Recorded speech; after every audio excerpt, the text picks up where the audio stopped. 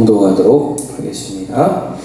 예수께서 이르시되 너희는 표적과 기사를 보지 못하면 도무지 믿지 아니하리라. 신하가 이르되 주여 내 아이가 죽기 전에 내려오소서. 예수께서 이르시되 가라 내 아들이 살아있다 하시니 그 사람이 예수께서 하신 말씀을 믿고 가더니 내려가는 길에서 그 종들이 오다가 만나서 아이가 살아있다 하거늘 그 낫기 시작한 때를 물은즉 어제 7시에 열기가 떨어졌나이다 하는지라. 그의 아버지가 예수께서 네 아들이 살아있다 말씀하신 그때인 줄 알고 자기와 그 온 집안이 다 믿으니라.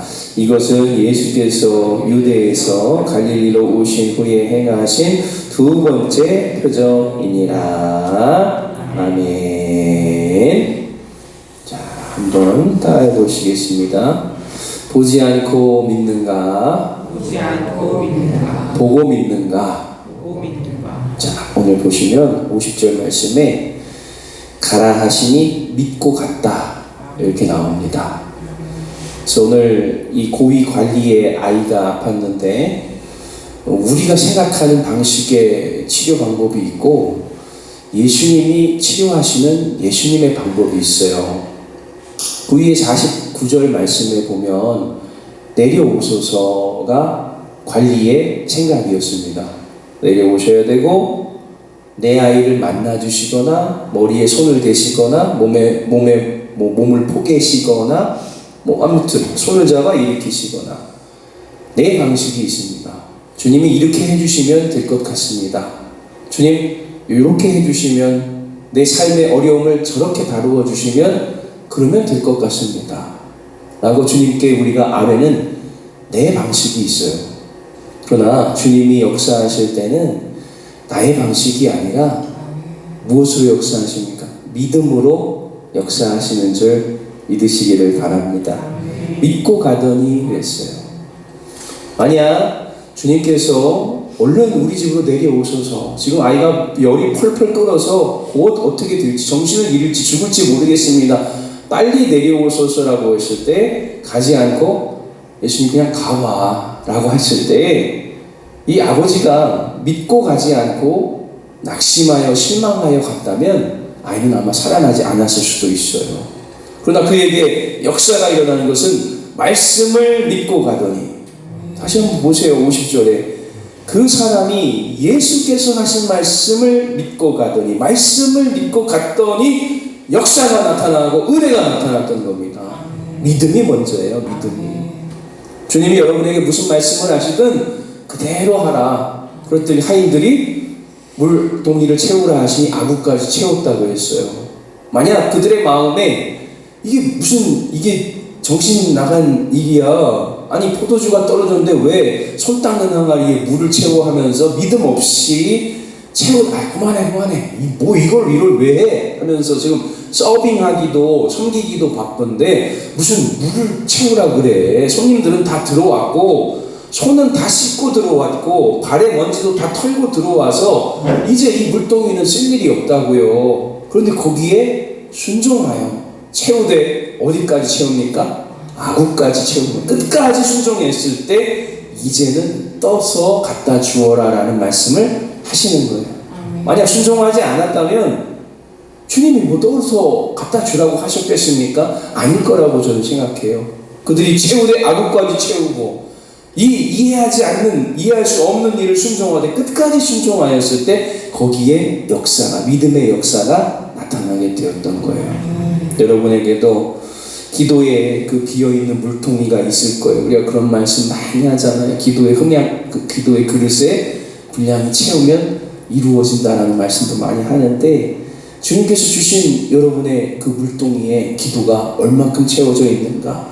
또 나는 주님이 그냥 내 방식대로 이렇게 하시고 이렇게 하시면 우리 아들이 이렇게 될 것 같습니다. 지금 사업이 이러한데 이렇게 하시고 이렇게 하시면 그거 돌아오는 거 보고 막아주시면 될 것 같습니다가 아니라니까. 주님이 원하시는 것은 그거를 해결하는 건 내 방식대로 움직이시는 것이 아니라 네가 나의 말씀의 믿음대로 움직일 때 역사가 이루어진다 라고 말씀하는 거예요. 주님이 복음서에서 너희는 도무지 표적과 기사와 이적을 보지 아니하면 믿지 아니하는도다 하면서 유대인들을 야단치신 힐난하신 장면이 몇 장면 나옵니다. 그런데도 여러분 그렇게 말씀하시면서도요 고쳐주세요. 너희들은 도저히 표적을 보지 않으면 믿음이 생기지 않는구나 하고 야단하시면서도 그러면서도 고쳐주시고 그러면서도 채워주시고 그러면서도 우리를 인도하시는 이유는 우리를 긍휼히 여기시고 불쌍히 여기시기 때문이에요. 그래서 보지 않고 믿은 사람은 이 고위 관리 왕의 신하였고 53절에 보니까 그 아이가 낳은 때와 시기를 물어보고는 가족과 사랑한 아이와 하인들까지 전부 다 예수를 믿게 되었습니다. 여러분 기적의 목적이 뭡니까? 믿음이에요. 요한복음 2장에 그 포도주로 바뀐 물 그걸 통해서 잔치가 즐겁게 끝나니라 하고 끝납니까? 그게 아닙니다. 예수를 믿더라. 제자들이 예수를 믿더라. 이렇게 나옵니다. 기적의 목적은 예수가 하나님의 아들 되심을 증거하고 그를 믿음으로 구원받게 하려는 기적의 목적은 그거예요. 그러므로 가장 큰 기적은 뭐냐면 기적이 없는데도 예수를 믿고 있는 그게 더 큰 기적인 거예요. 이 주인이 믿음을 가지고 천국에 갔다 영생을 얻었다. 그게 가장 큰 기적입니다. 지금 손가락이 구부러지고 펴져서 열심히 잘 젓가락질하고 잘 살았더라. 그게 기적입니까? 조금 인생에 히스기야처럼 15년 인생이 연장되면 뭐해요? 금방 교만해가지고 나라의 문을 다 열어주고 바벨론에게 자랑하고 다 망해요. 금방 망해요. 니느웨 하나님 용서해 주셨어요. 왕들부터 심지어 가축까지 베옷을 입히고 철저히 회개해서 하나님 용서해 주셨다고. 그러고 또 아수르 일을 또 하는 거예요. 주변 사람 핍박하고. 여러분 우리가 기적을 체험하고 회개하고 변화되고 인생이 잘 풀려서 먹고 사는 게 풍만하고 쓸 것이 부족함이 없이 채워졌다? 그게 기적이 아니라 죄인이 회개하고 예수 믿고 천국 간 게 그게 기적인 겁니다. 내가 변화된 게 기적이라고요. 주님 말씀 안에 오늘도 여러분에게 기적이 함께 한다면 또 기적이 꼭 있어야 할 만한 일들이 나에게 주어졌다면 그건 여러분의 믿음 때문이에요.